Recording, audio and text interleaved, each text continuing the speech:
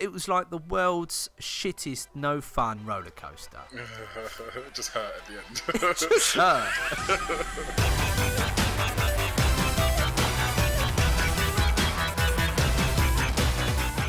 Hello and welcome to the March edition of the AVForums Gaming Podcast. I am, of course, Steve Hill. I've survived the Survivor edition. More of that later. If you're a regular listener to the podcast, you will know that we always play a game. The winner of said game gets to be introduced last. The loser of said game is introduced first. This week, there's only three of us. The Dream Team. Would that be fair to say? The survivors. The veteran, the survivors. What were we playing this month, fellas? I haven't played it, as you've probably all gathered now. Another browser game? Yep, X-Kill. Little kind of procedurally generated game where you basically, there's only two directions to move in and shoot enemies and see how far you can get. Joining me, as always, with a score of 184, is that right? 184 metres. 184 metres is Mark. Hello, Mark. All right. You know what? I knew I was, even though I suggested the game, I knew I was going to do badly simply because anything with like insta deaths in it, I automatically I panic. I panic in the face of onrushing enemies, and I always end up dying. A shockingly bad score. It is. I didn't have that long with it. That's what I'll say. Well, I did it in like 5 minutes just now. It was good enough for second place.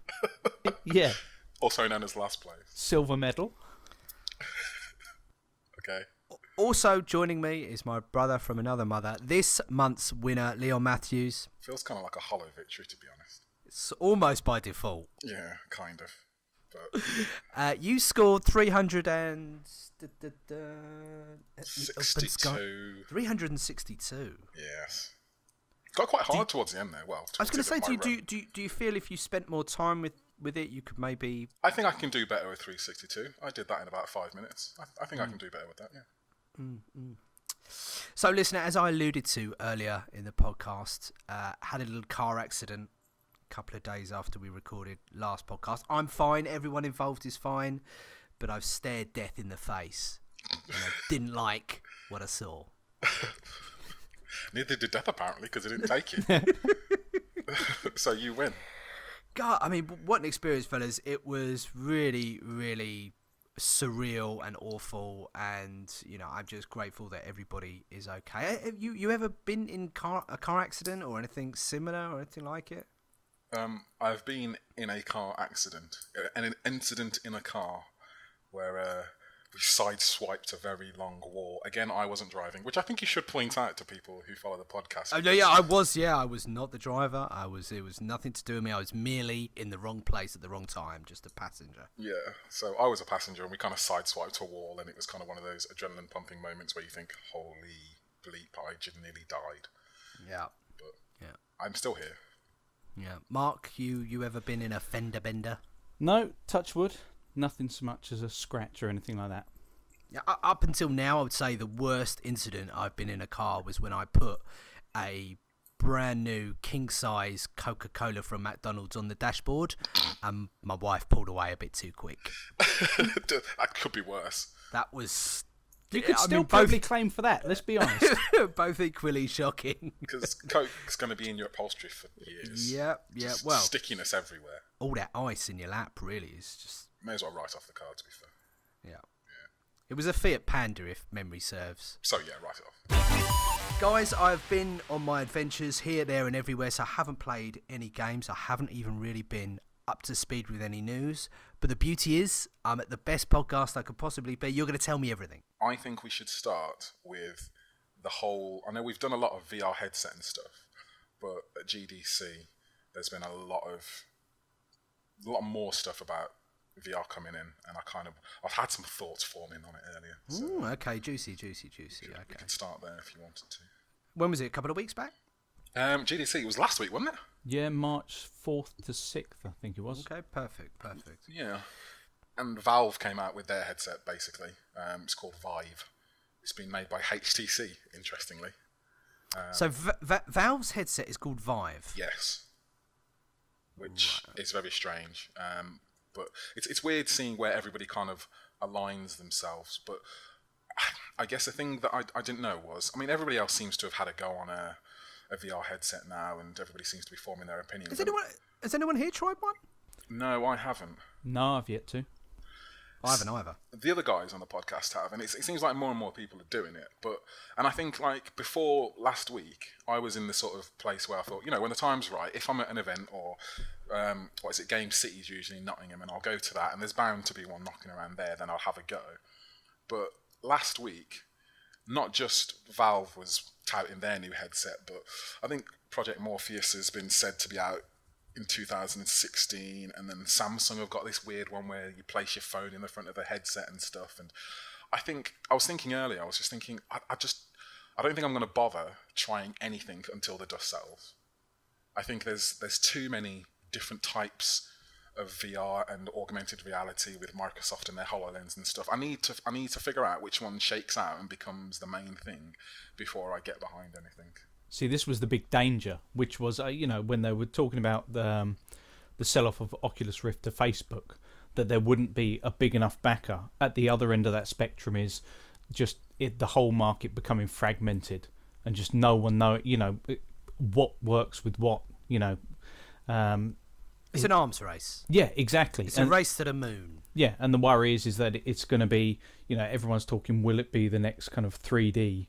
Where there's not the content, the technology isn't quite there, but they've rushed to get it out there. Do we not have a role in this race, though? Do we, as consumers, not have a part to play? Early adopters pinning their colours to a mast, whoever's it may be. Is that not quite key? I mean, if we all set back and waited to see what happened, but they're all on different formats. Yeah, and so therefore, if I've got a PS4, so I'll buy Project Morpheus. If that's if that's a terrible headset, if in the end that doesn't end up having the games, that doesn't kind of help, say someone making one that works with a PC, that doesn't give them my sale or anything. All it does is kind of damage the overall brand of VR, the idea that it could still flourish. Do you know why I asked that question? I asked that question actually because, maybe foolishly, in my mind, surely the Rift must be a million miles ahead of everyone else right now. It's been around the longest. It's had its SDK out there. We've had different iterations of the kit to go out there to the big wide world, to consumers. You and I could have bought one. Surely that's a lot further down the road than something like Vive or Morpheus. I'm not saying that they couldn't be doing loads behind the scenes. I'm just saying that the bigger picture is, the success of engaging with what other people can come up with for this format.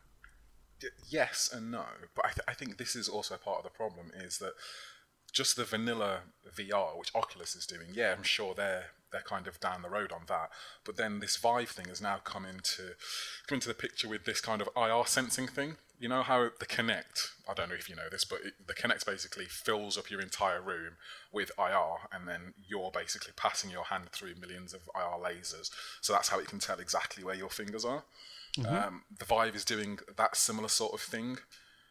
So they're using it in conjunction with that to sort of make it a much more integral thing when you're in the game. So the Oculus isn't doing that, and I think this is the problem. You say we need to be the early adopters and stuff, but these things aren't cheap, and at the moment there's like 4 or 5 iterations each that are all slightly different. Some have different resolutions, some have different refresh rates, some use phones, some are tied to a PC, some HoloLens aren't tied to a PC. Like, unless you have at some point all 5 of them in a row and sit down and go, right, which one is objectively the best one? No one's going to do that. Everybody, like Mark says, is just going to align with the one that's closest to their hardware that they have in their living room already. Right. Now, does that mean that the one with the most install base wins? Or, I don't even know at this point. All of these demos, I hear about demos on these headsets, but I never hear of one demo that's on all of them. Are there just games that go throughout all the headsets, or are we talking about individual games made for each headset? Therefore, you could potentially have to buy 4 if you want to play all of them. I mean, it's just a bit too fragmented at the moment for me to really dip my foot in any meaningful way. Oh, this is juicy. This whole debate is juicy. I mean, look, we're at a new age.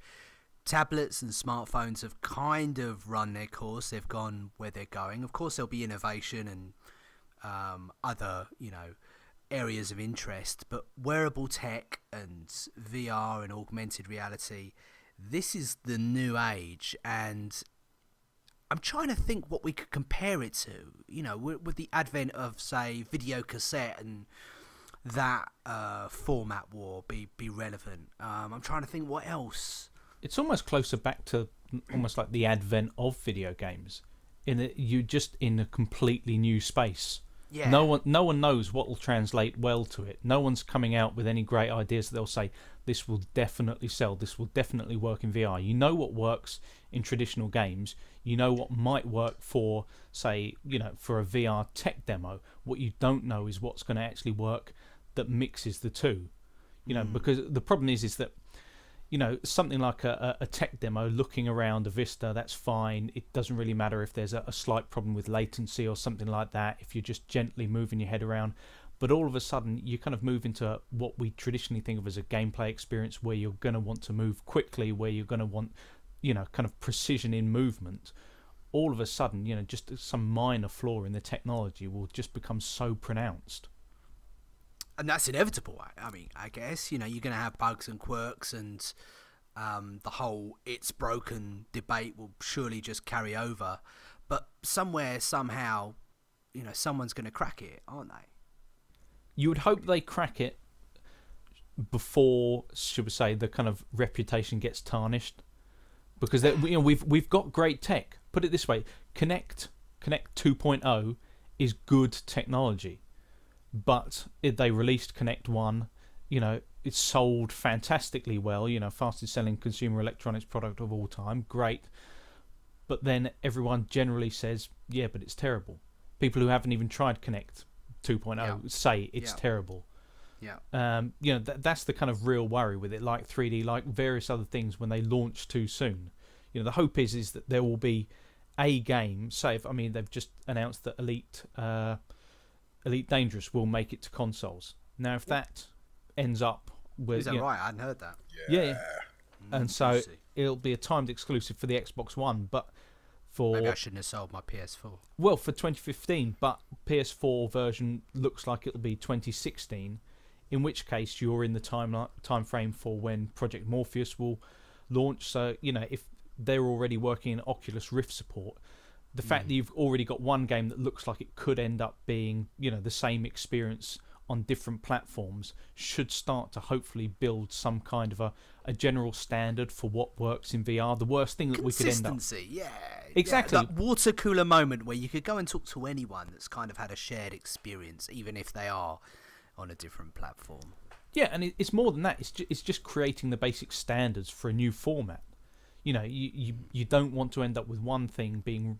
kind of radically tried on one system and failing, but something being good on a different system because they're trying it in a completely different way.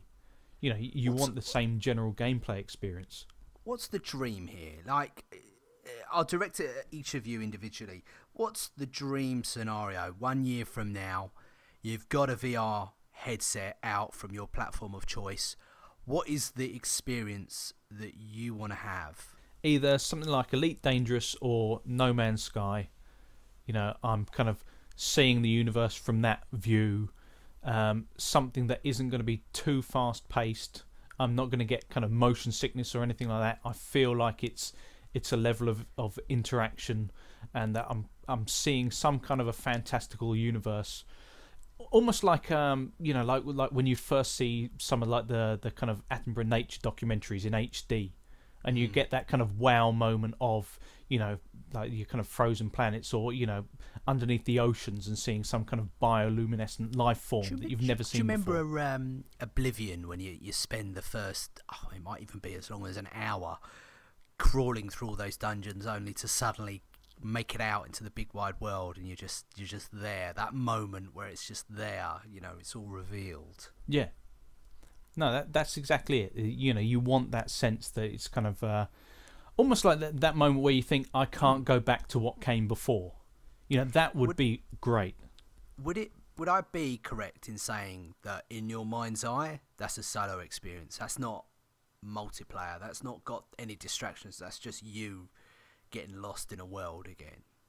Yeah, I think that'd be fair to say, simply because, a little bit like, the problems with some kind of MMOs that have, incorporated things that you tend to think of as solo experiences, which is things, I don't know, something about the atmosphere gets broken when there's other people. Exactly. I hope they resist the temptation to go multiplayer for the sake of it with everything. Why can't we just strip it back to basics and go solo, offline, get lost in something? Well, we'll get onto the Order 1886 later, and I'll tell you why they don't do that. Leon, but same question to you. What is the dream scenario for you? Do you know what? I'm not entirely sure I can visualise what my dream scenario is, because I'm not actually sold on VR at all as of yet. I mean, I haven't tried it, and I'm trying to withhold my opinion until I actually do physically get my hands on it. You want it to work, right? I don't know. I really don't know if I do, Steve. Why wouldn't you? Because I'm not sure that's where I want gaming to go. Quite honestly, everyone seems to have just default decided that VR is the future, and I don't think I want to have gaming be something that I strap myself into and I've got goggles on and headphones on and I'm completely cut off from the outside world. I'm not sure I want that.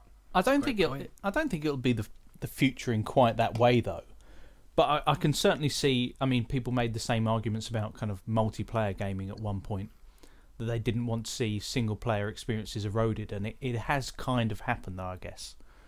So yeah, I could see that. But I don't think, I still think within the technology, it's not quite there to actually replace everything, just to almost just give a different type of experience. Yeah, and if that's the case, then I'm absolutely fine with it. Like, far be it from me to take away a section of the market that could just live on its own, and normal games as we know them today truck alongside them. And some games have VR support, some crossover, some are made simply for that platform, and people play that. And maybe in time I'll stop being old manish about it and try something, and it will change my view entirely. But I can't really see playing some of the games that I play now, like I'm playing Devil May Cry right now. I can't really see playing that in VR. I don't understand. No, but I don't think it necessarily means that there is a departure from that. It just means there's a new genre or a new experience to be had. That traditional sat in front of the television, controller in hand, you'll still have that. I don't think anyone's saying it'll be a complete departure from that. It's just you'll have this option of this more immersive experience. But we have been here kind of before with regards, people said something wouldn't get replaced. Like, I used to absolutely adore the 2D Castlevanias. And people used to say, 2D games aren't going anywhere. No one's going to get rid of your 2D fighters. No one's going to get rid of your 2D Castlevanias. No one's going to get, your 2D Metroidvania titles. And then they just kind of slowly ebbed away as people just decided that 3D was the way. Even though, most of those games that tried to approximate what was there in 2D were poorer versions, it was just almost decided that was the way that things would go, and that's what sold. Yeah, and that's the worry, isn't it? I mean, fast forward 25 years into the future, do you walk into a living room and it's just 3 people sat around with Oculus Rifts on? Like, that seems like a dystopia to me. Do you know what I mean? Like, I just don't. No. I agree. I think we've said many times that the whole isolation and cutting yourself off from people in your own home is not going to fly, and that's what was quite engaging about the HoloLens. But what if the VR experience is playing a traditional console? What? You put on the headset and it's play. You've got your Xbox 360 because or whatever. You had that moment in Shenmue where you would play a video games console. You would go in and plug in and be playing, arcade games and that kind of thing. Yeah. That's I'm sure other games have done it too. I think we even spoke about one Oculus demo where you put it on and you were in a cinema and you could watch a movie in a cinema. It's almost something Charlie Brooker about it, Yeah, I kind of think that those entertainment things, like you mentioned, putting it on and watching a football game, being in a seat or something, or, putting it on and all of a sudden you're in front of a cinema screen in your own home, like, that seems more plausible to me than gaming front does. row at a Rolling Stones concert or something. Yeah, that totally seems more plausible. But I guess if you're asking me what my ideal is, and oh God, I really try not to play into this, but Microsoft's idea does actually appeal to me the most out of all of them. And I swear this is not just me being somebody who likes Xboxes and Microsoft and stuff. Like, honestly, having the whole semi-transparent augmented thing so that you've got your TV and the world kind of bleeds over the edge of it, if that is even something that they're considering or they could possibly do with it, just makes more sense to me. Like, you can be in your living room and watch your kids and make sure they're not, hanging themselves in the corner or something while you're playing video games. Like, you could have said drawing on the wall. Yeah. That. Sorry. So dark. So dark. Yeah, they look. You can interact with the outside world whilst still getting an expanded experience. I don't know. I need to try it again. I'm not trying to write it off. I need to try it. I mean, surely that's why Zuckerberg wanted it, for all of the kind of different social experiences and, media type things that you could have, as opposed to gaming. I mean, it would be a massive departure for Facebook, wouldn't it, to suddenly be, at the forefront of games. Oh, definitely. But it's also, I think, with regards to kind of Facebook, I think it's stuff like, virtual tourism and education in particular. You could see slower kind of experiences that you could translate to that while the technology is still in its infancy, whereas games is where if it's going to fall down anywhere, anything that's vaguely fast paced might be where it falls down. I think that might be why I can't see it, because I play a lot of your Call of Duties, your fast paced, responsive sort of games which require me to have a controller in my hand and have very precise inputs. Whereas I'm thinking of like Heavy Rain in VR. Yeah, they've got to play to its strengths, and I think they must be more aware of that than ever before with any other kind of new tech. They must be aware that there is limitations, and not only that, you've got to engage in your audience immediately. There's got to be something which just captures that audience. Well, either way, we're about to find out, because this Vive thing's out at the end of 2015, so... Juicy. And presumably we're going to see a lot more demos and bits of information come E3.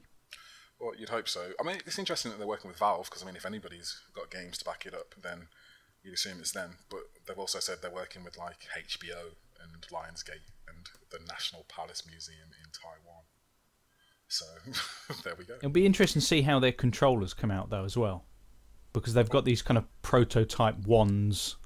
They're kind of working on something that's going to be multifunctional, multi-purpose, that can kind of translate to various different, gameplay types. And you would think that would be, should we say, locked in place before they start making the games, and so therefore it almost seems slightly kind of cart before the horse to announce that your headset will be coming out before there's kind of full support for everything. It's not even, I don't really get from this. Did they actually demo it with Half-Life? I don't know. I thought there was a hubbub about kind of people saying that there wouldn't be a VR Half-Life. Right, okay, sorry, did I get that mixed up? No, I might have got it mixed up as well. Right. Someone I quick suppose to Google. Listen, if that had been announced, then We'd know about it. everyone everywhere would know. But oh man, that would be special, no? Well, anytime Valve's in a conversation, Half-Life isn't far behind, and so they announce a new project. Listen, like in the video game world, like Half-Life must be getting to kind of the level of, I don't know, maybe not as much as Star Wars, but the idea of someone taking a franchise which is really worth something and suddenly bringing it back out again, it's something that people want to see. And sooner or later, someone will get their hands on it and do something there. It's become a myth, though, now, almost. It's like headlines are written on there being no news about it, which is just weird. I was talking to my mate about this the other day, and I was like, how many people, if and when a new Half-Life comes out, there will be people who are into gaming now who are going to be like, genuinely, what is Half-Life? I have no idea. I never played the first one. This means nothing to me. You could argue the same about Star Wars. There's no reason why any of these kids should know what Star Wars is. Not really. Star Wars is around in many ways. There are comics, there are cartoons, there are all sorts of ways you could have heard or know about Star Wars. All right, okay, you got me. It's apples to oranges. But the point of what I'm trying to say is there anything bigger in the game world that people are more desperate to see revived? I don't think it's going to be as good as people think it is, and I think it's something that the internet wants to see. But I think if you stood outside game and said Half-Life, what is it? I think half the people under an age of 20 would just have no idea. Is it because it's like one of those franchises that was revolutionary, but yet a lot of the things that you've put into place as to why it's so well regarded have actually been adopted by others? So, if another entry comes along, is it going to seem that different, other than just in terms of general quality? Oh yeah, beyond now, could they even make it? I mean, imagine if you're on the team to make Half-Life 3. That's got to be the hardest job in the world. Jesus. They'd have to announce it. They'd have to announce it because you can't keep something like that secret. It just will come out sooner or later, unless people don't realise that they're working on it, which again would be pretty difficult, not impossible. I just think you imagine what that gameplay was like and how cinematic it was. If they could pull it off in VR, wow. That could be the thing to do, make it VR so different that the people wouldn't really be able to compare it. So that would allow them to actually do it with, some kind of freedom. So it'd be interesting. And you need fanfare. You want it to come out, and even if this generation or the generation, whoever, doesn't really know what Half-Life is all about, there'll be enough buzz about it where people will be sitting up and taking notice. Yeah, totally. But we'll see. 2015, maybe it'll happen at the end of this year. Who knows? Juicy. And look, while we're kind of on the subject of wearable tech, any thoughts to this Apple Watch? Are you excited? Is this something that you can see? I know you're an Android user anyway, Leon. Mark, I'm not so sure about yourself. Android, I'm afraid. Android. You and your Apple products, what is wrong with you? Are you going to be buying did you see there's a 15 grand version of it? No, I will not be buying. The thing is, I got a nice watch which my wife bought bought me for my 10-year anniversary. I can't imagine ever not wearing that. There's something about it. I think it. Have you cut out a cardboard cutout yet and put it across your wrist? No? Not yet, but only because there isn't one to do. You send me the link and I'll have a go. Why do you want it? You want it because it's Apple and it's new, right? Well, yeah, yes and no. I think there's general consensus that the big problem that they've got is that... There's nothing for it to do. No. I think everyone can be accused of spending too much time staring at their phone and just kind of, zoning into it. And the beauty of this watch is that you can spend a little less time doing that and, you still get your notifications. The biggest positive point of this watch is that you'll spend less time on your phone. The phone which they've been forcing upon us for the past 5-6 years. And that's a very difficult... How do they market that when really, actually, that's its biggest selling point? This is what doesn't make any sense to me. It's it has to be connected to your phone, which means your phone has to be near you, more than likely in your pocket. So you get a text message, your phone buzzes, you look at your watch, you look at the, 250 by 250 pixel screen rather than pulling out the 1080p screen that's in your pocket. I don't know. I hear you, and I understand why people are kind of very skeptical. I think there's going to be a feather in its cap that people wouldn't have anticipated, something we're not really aware of yet, that will suddenly start bringing people round. Did you play the order, Mark? Yes, I've been playing it. Oh, right, so you really can talk about that. Yep. Did you review it? No, Steve reviewed it. Yeah, well, it should be up on site by the time this goes up. Unfortunately, our disc was very late arriving with us, so apologies for that. But it should be up, now. So, tell us more. Well, do you want the short version or the long version? The short version, obviously, because it's the order. Yes, the short version is it's the PlayStation 4's Rise, Son of Rome. That's basically it. Right. It looks fantastic. It's fairly shallow. It's full of quick time events. It's cinematic, visually stunning, but the kind of the cover-based, shooting gameplay that a lot of people, myself included, were kind of quite worried about does basically translate to whack-a-mole style. Just it's very pedestrian, and the problem is, I will always gladly play a poor game that has a good story or something that at least interests me. I have no shame in saying I actually enjoyed Kane and Lynch. If I feel there's anything vaguely interesting in a story, BAFTA winning Kane and Lynch. Yeah. Sorry, carry on. but it's not even a particularly great story. It's kind of, it bumbles along, but the problem is that you're kind of in these environments where you're so kind of limited to certain paths that would work if it was something that had an element of investigation to it, like things like that I liked, like about Heavy Rain, for instance, was the fact that you would be in a tight environment, you're very much constricted, but there will be half a dozen to a dozen things that you can interact with within that space. The Order doesn't really have that. It's kind of cutscene and using the in-game engine makes it fantastic, and the segue from full gameplay to the cutscenes is brilliant.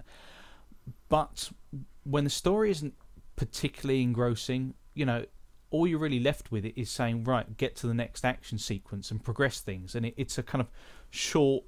You can get through it in 6 to 7 hours. If you're like me, you like dawdling, then you'll probably take a little bit longer. But other than that, it's very much a kind of fairly average but very nice looking game. What was the average play time on Heavy Rain? How long did it take to get through that campaign? Oh, I reckon that must have been kind of 15 hours, something like that, wasn't it? Right. It seems a long time for that kind of style of game. 6 or 7, it seems a bit mean, really. It is, and this is where we kind of come back to whether the idea of not having multiplayer or various other forms of things tacked on to elongate the experience, is that always a good idea to have something that absolutely pure when... But the thing is, at the same time, if it was an utterly amazing experience, would anyone be down on it for being a short game? No, not in the slightest. And I think, I would hate to think what would have happened if they would have tried putting in multiplayer in this, because number one, that would have seemed even more derivative. But if they'd scrimped any more on this and it didn't look as fantastic, there wouldn't really be anything to recommend it for. Yeah. Leon, did you hear much about this game? You watch any videos or feel the need to try it out at all? I've watched absolutely most of it, because almost the entire game was on YouTube a couple of days before release, and it was only 6 hours, so I had it, again, hopefully my boss doesn't listen to this podcast, I had it on one of my monitors while I was at work, and I basically, over a day... One of your monitors? How many monitors do you have? I've only got 2, I'm not running like mission control. Yeah, it's not like a space center or anything. But I essentially... Good to know. Working on one monitor and had the Order running for most of the day on the other. And basically watched the entire thing, just because I wanted to know. And I think the internet jumped on the fact that it was short, because the internet jumps on anything, which is a completely different conversation. I think everybody's far too negative about absolutely everything at this point.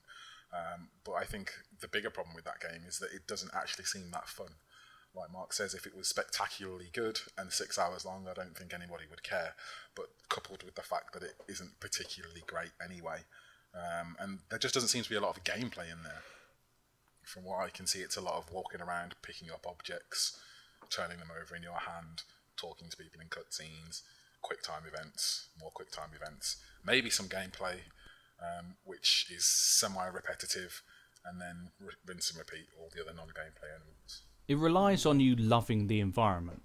If you've been sold on the idea of kind of like steampunk London, of that era, the kind of era around Jack the Ripper, you're going around Whitechapel, you've got these knights like Knights of the Round Table and werewolves and that kind of thing, if you're sold on that, then you know it obviously has greater value. But the problem is that largely you're kind of poking around slightly dingy environments, and once you've got past like the first hour is pretty solid, because you spend your time kind of looking in the distance and seeing how the, you know, subtle kind of changes of depth of field and things like that, and all the nice little lighting effects. But once you've kind of got past that, you're just really trudging around kind of, you know, cobbled streets, just dingy environments.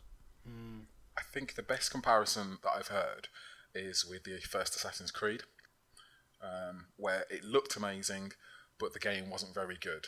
Now, if they can do the same jump that Assassin's Creed did from 1 to 2, now that they've got the engine, they've got, you know, all of the art and all that sort of stuff, they can pump out a sequel in relatively decent time and actually flesh out some gameplay. Because some of the stuff is in there is good, like the one gun where you fire some dust and then it ignite it with the second charge and stuff. There are some interesting ideas, and if there were just like several more of those weapons, some more varied enemies, and just more gameplay, which they could do with, now that they've got, you know, all the groundwork out of the way, then the second game could potentially be really, really good, just like Assassin's Creed 2 just took it to the next level and was super good. So you've got to assume, and from the way the ending goes, I mean, it's basically set up for another game. You've got to assume that that's kind of where they're going with it. But do you think there's the scope there? Because, I mean, Assassin's Creed felt like, you know, a flawed game, but yet it was the idea of exploration and the environment that kind of almost made it. And that in fact, the central story was intriguing. You know, it was a completely different take on something. And it was just kind of slightly clunky in how it was all implemented. With this, I can't see how they will open it up so much.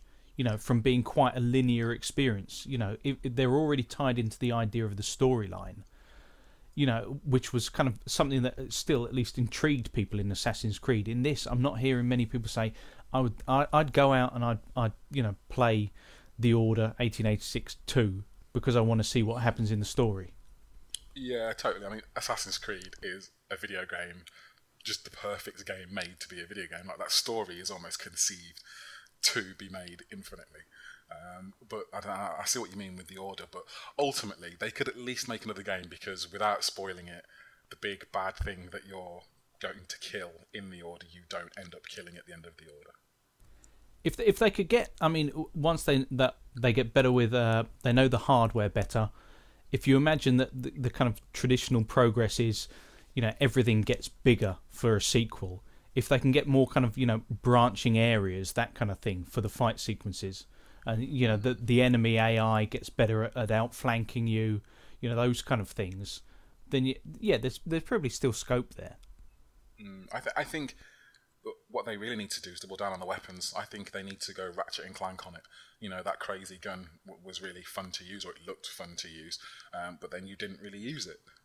And if the rest of the weapons were just, you know, pistol, shotgun, assault rifle, it was just the same generic stuff. But if they played on the whole steampunk thing and really made it more unique, then I think tied that in with the gameplay, it would actually be quite interesting. Personally, I'm not that interested in it. It's just not my type of era of game, or one. It looks pretty, but beyond that there wasn't really much pulling me in. So for me, I'm not really too bothered. But I think for the people who are interested in it, then they could totally get them with a sequel. Yeah, I think you need a few more things to tick off on a list.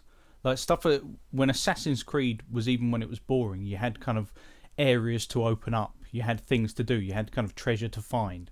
You know, which is something that has been used in various different kind of forms, which is seen as padding. But if say you had you know, different upgrade trees, things like that, if they really went to town with the weaponry, then, you know, there's a lot of room for kind of improving that side of things. The problem is that if it ends up just as short again, you can't have, you know, upgrade paths in a game that can be completed in 5 hours. You know, it just doesn't have that sense of progression to it.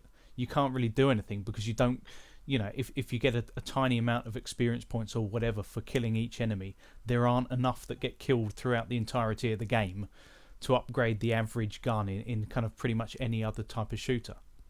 Yeah, it's almost like creating such a beautiful game took its toll on the actual gameplay itself, because every time you're in the order, they've made these beautiful environments, so they do the thing without, right, we spent so many hours on this that you cannot just run through this.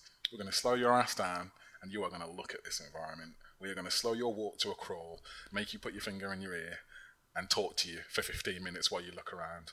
And then you're going to go into this room and pick up stuff and look at everything we've rendered with painstaking detail until we tell you can put it down. Like in the second game, hopefully they'll have just got over that.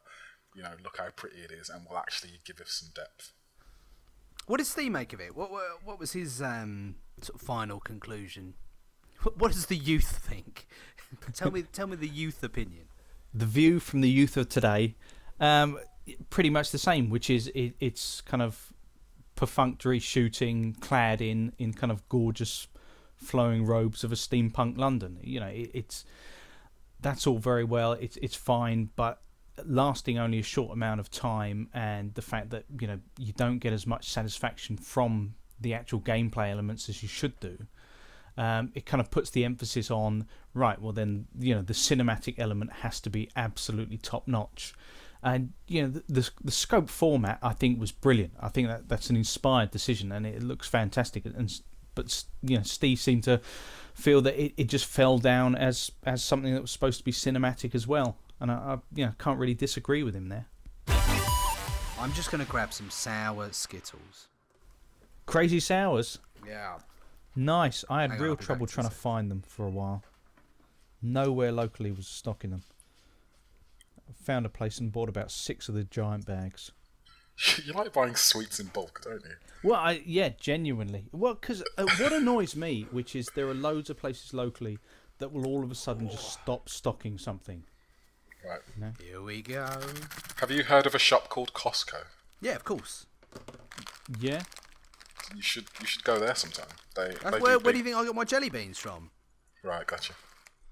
These Skittles are the US variety, so they are like powdered in soury stuff. I mean, my mouth's watering now just imagining chewing on one. They look like frozen vegetables once it's sort of poured out of the bag. They have different versions of the crazy sours.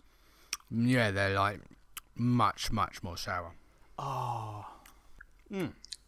So, Please tell me you're not going to eat these Skittles while doing this. I can proper hear you chomping them. well, they're so juicy. It's like you're just purposely smacking your lips. Can you hear how sour they are? Listen closely. Anyway, Oh my god. so penises in video games, Mark. We can't talk about the penis. I don't think this is a genuine news item. We can't do it. You uncovered this story and quite excitedly posted about it in the private forum that we have earlier today. I didn't. How did you come excitedly across this? post it.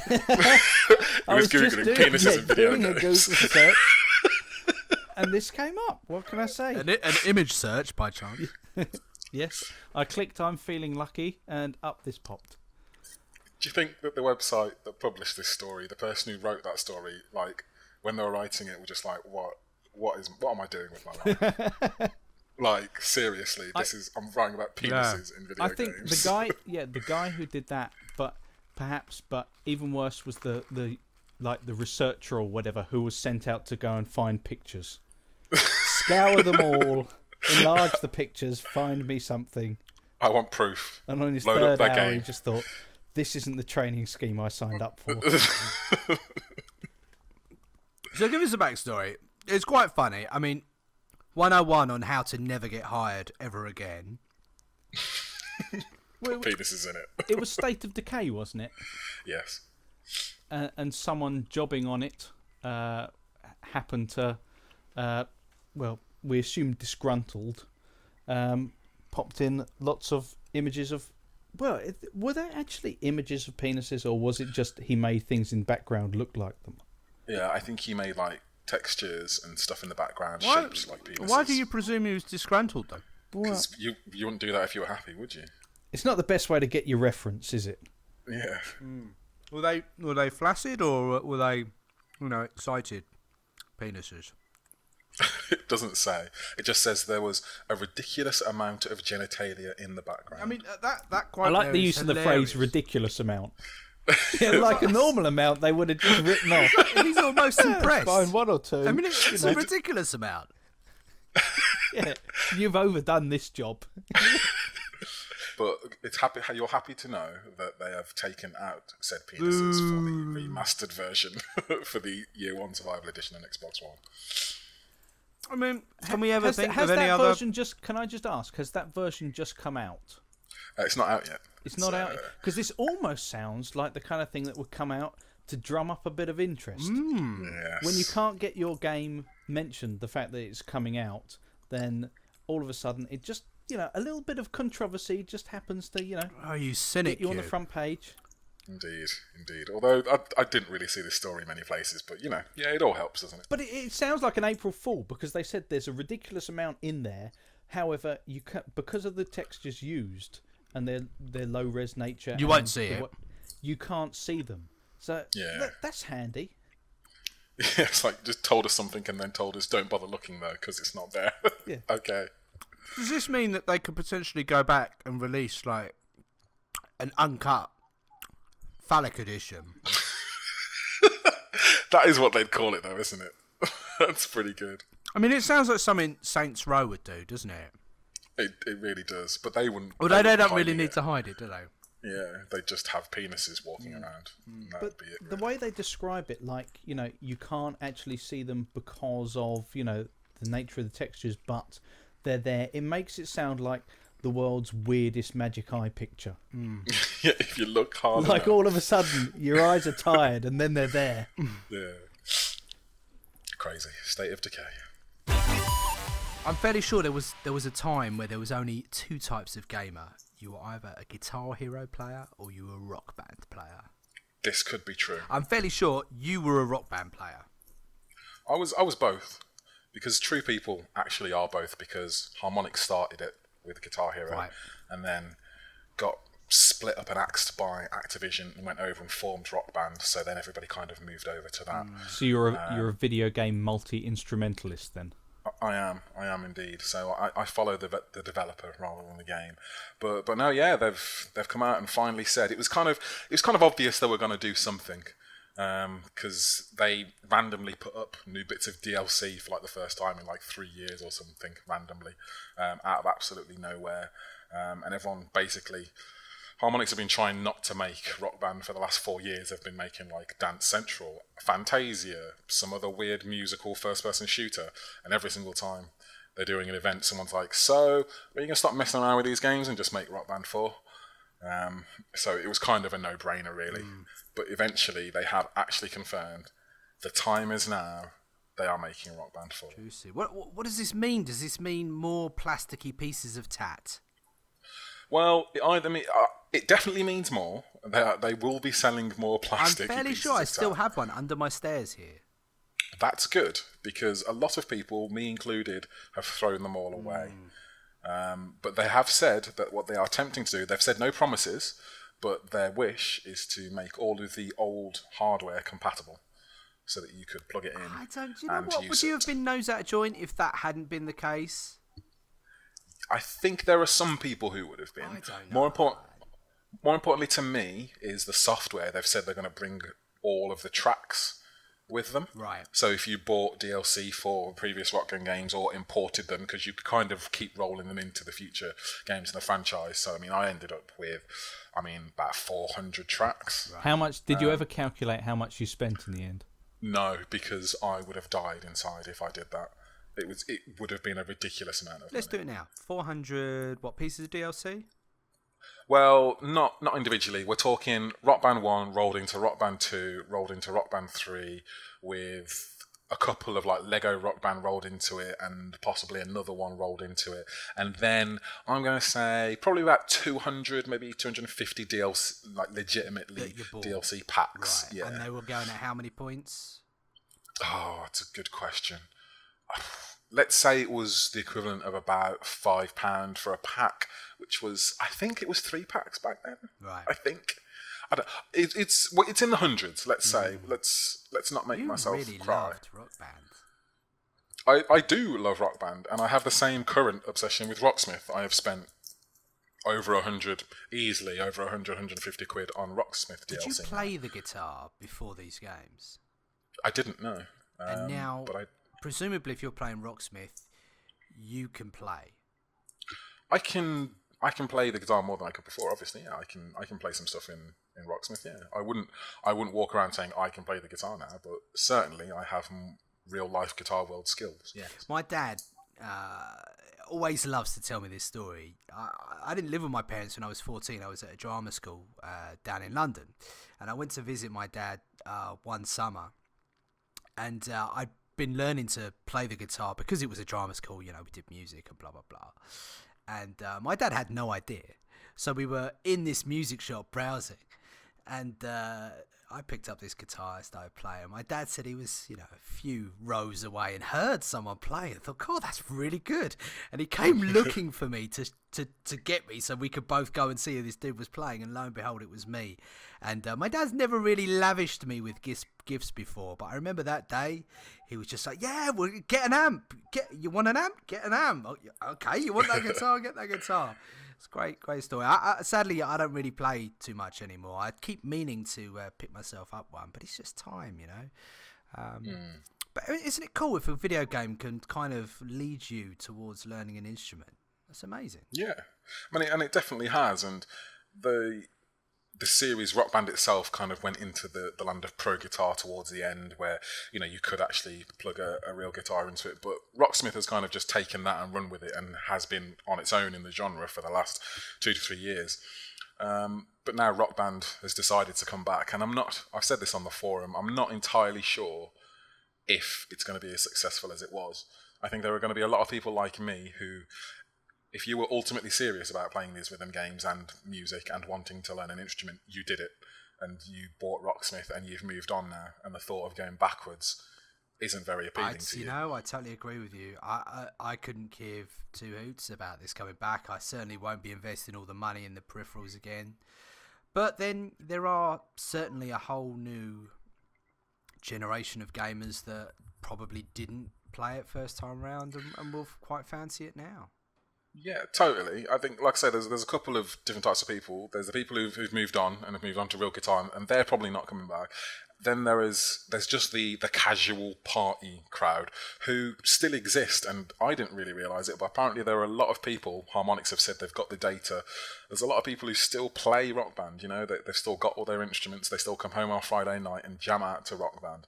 So there's that market, but the question is... stoners, basically, that don't have the money to play anything else, and it's there. But the question is the plastic instrument fad really going to fly these days?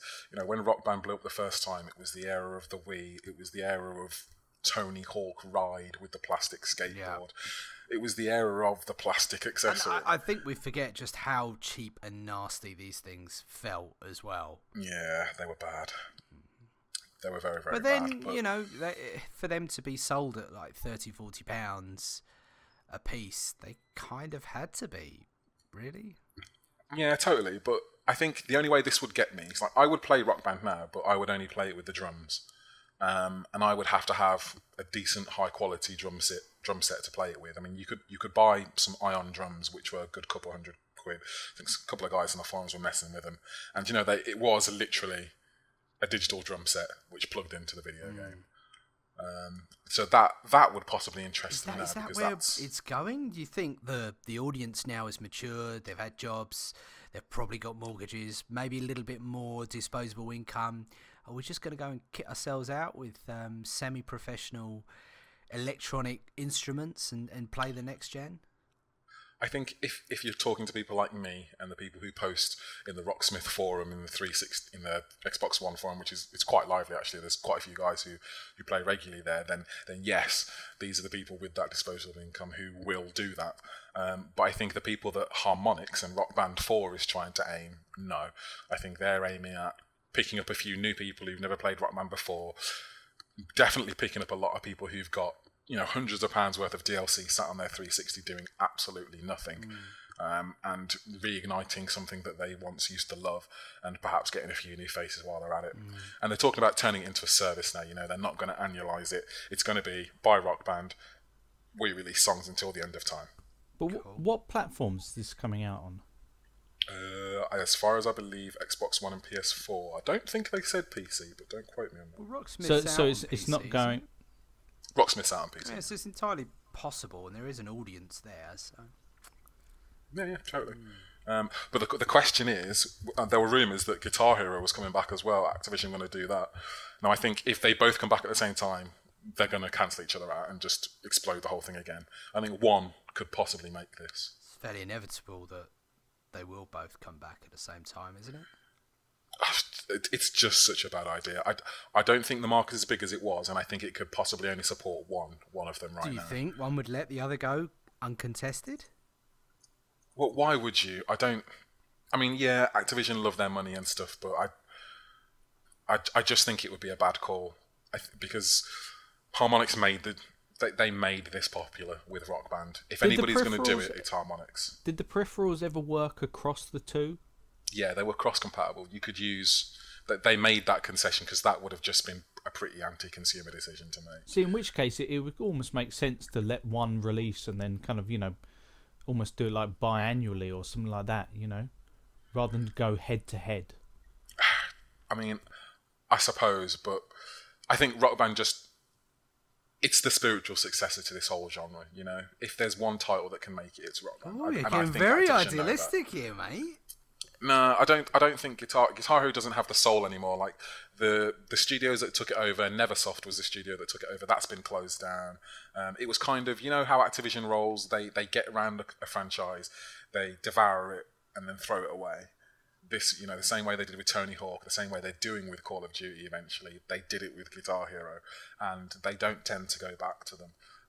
To do it now just because they've seen Rock Band come back to life would be a pretty cynical move, and I think everybody would see through it. Speaking of Activision and Call of Duty, I saw something on the forum today about a petition. Did anyone see that? Oh, God. Is this I something saw it. of note? Should we talk about this? I mean... Did you sign it? Have you signed it? You've signed it. I haven't signed it, actually. You signed it? I haven't signed You it. haven't signed it. What is it? Tell us It's what a it is. Have you signed A it, Mark? petition... You I've signed got it, no haven't you? idea what it is. You've The only signed petition I've been hearing about today is Jeremy Clarkson. Oh, I've got jeez. no Signed idea that. what this is. I I'm signed signing that. no position. I signed that petitions 3 times. Is there an anti-petition? here. Yeah, is there one? Yeah, get him deported. Yeah. Sign that. The petition for Modern Warfare was to remaster Modern Warfare 2 for the new consoles. And they have 90,000 signatures at the time that I read it anyway. And those tumbleweeds there that you're hearing are Do you know what? appropriate. I'm surprised. I just imagine you were going to say Modern Warfare. I'm surprised it's Modern Warfare 2. Suddenly this all seems a bit surreal and strange. And the post that I put in the thread that announced this on the Xbox One forum was exactly that. Is What? it a Why? misprint? Like, why did we jump to Modern Warfare I've 2? been saying Why are we not doing COD I've 4? been saying for ages we need a COD goes back to basics, or a remastered, or I don't know, a revival of some sort. They need a COD classic where Yeah. basically they take all the best maps from 1 through up to Black Ops or something, or more, what was the crappy one? Ghosts. All of the last gen Call of Duties, basically, they go, right, these are all the best maps, Pipeline, Crossfire, all of them, and then just chuck them in and go, sort of like Master Chief Collection it. Just do that. But, so that it works. Yeah. And then be done with it. But, it's, at some point, you've got to just let it go, haven't you, really? Let it go. Did you really just frozen this? Listen, my children play it all the time. I hate it so much. So Hey, someone do you know, can't I say worked the something sentence, out. let it go. It's that tune is just basically Journey's "Don't Stop Believing," but for children. Is it? Yeah, listen to it. I've never heard it, and I have no idea what you're talking What, you about. kidding me? You've never seen Frozen? No. Even I've seen Frozen. No. Come on. Does it have Wow. musical kind of numbers Of in course it? it does. Oh, That's yeah. why I've never seen it. It has these songs. I mean, but even if you haven't seen it, you can't avoid the song. The song is everywhere. No, if I haven't seen The Lion King, I'm not going to see Frozen. Wait, hang on, wait a Hold minute, the 2 phone. seconds. Go on, carry on amongst yourselves. He's gonna play Let It Go, by the way. But you haven't seen The Lion King. No, I haven't. You've never. You know the song Hakuna Matata, though, right? just from people saying it, but I wouldn't know it. How have you not seen The Lion King? I've actively tried to avoid seeing it, and I've been very Why? successful. I Why? don't like musicals. If someone sings in a film, I'm not going to watch it. What? Why? It's just awkward. I don't like it. I'll be honest. I knew he was going to play it. This is from a teddy bear. What? A teddy bear, yes, that's right. Oh my You squeeze God. its You can- hand and it plays it. What you're saying is you can turn around in your lounge, pick up an inanimate object, and it will play Let It Go. Just thrown it across the room. My infant daughter knows that irritates me to my absolute fibres. And wakes you up with it every morning. She presses it all the time. She knows. My course she does. infant child trolls me with it. It's an addictive song, to be fair. So yeah, it's Journeys. Don't Stop Believing. Listen closely. It's there. So Mark, you've genuinely never heard that? No, I haven't. Wow. But what did you go to the cinema to see this? No, Christ. No. No. So how have you kind of? But you chose to see it, did you? No, they watch it at home. They watch it everywhere. It's in the streets. It's on the radio. They do sing-along versions at the cinema of it. Well, you've got kids of a certain age, so you just had to be exposed to it. For me, it got to a zeitgeisty point where it's like, all right, I just need to watch this, Right. just to know what the hell it is. Sounds like And bungee, I can also say, jumping. You just had to see Yeah. it for yourself. yeah. Well, my girlfriend wanted to watch it, and I was Ah. like, okay, yeah. So let's just have a look. Have at you this spoken and see. since? Yeah. Do you know what? I didn't hate it. I'm not gonna lie. I didn't hate Frozen. Right. It was alright. Right. It's Yeah, like the I feel most gross. successful film of all time or something, isn't it? Yeah, it's been pretty hot. Okay, guys, well, look, massive thanks for joining us. And listener, if you've enjoyed listening to the podcast, as I have no doubt you have, the dream team, swing by iTunes, leave us a rating, 12 thumbs up, whatever it is they do. A little comment is nice. Swing by the thread. We always have a thread for the podcast. Swing by and say hi. Tell us what you liked. Tell us what you didn't like. Ask us why we were late, as some of you like to do. Big hello to the member in question. He knows exactly who he is, and I do hope you've enjoyed this month's podcast. I hope you feel guilty because Steve was in a car I was accident. in a car accident. I don't know if he's mentioned it. It's just after he was in America. Before. Oh, sorry. Do you know what? I'm not going to tell you about anything in my life from now on. I bet you tried getting upgraded as well, didn't you? I got upgraded on the way back. I've been in a car accident, you know. I got You wear a upgraded unit brace. on the way back because they'd cancelled our flight. But it was only Nice. premium economy. It wasn't first class or anything. Oh. And I slept the Understandable. whole entire way. So, how did we get Crazy on New sour York again? hanging out of his mouth. I just threw it in there just to make fun of you. So, guys, massive thanks to Mark. Cheers, Steve. Huge thanks to Leon. Hope you recover. And we will see you in April. April? Oh my God, where's the year going?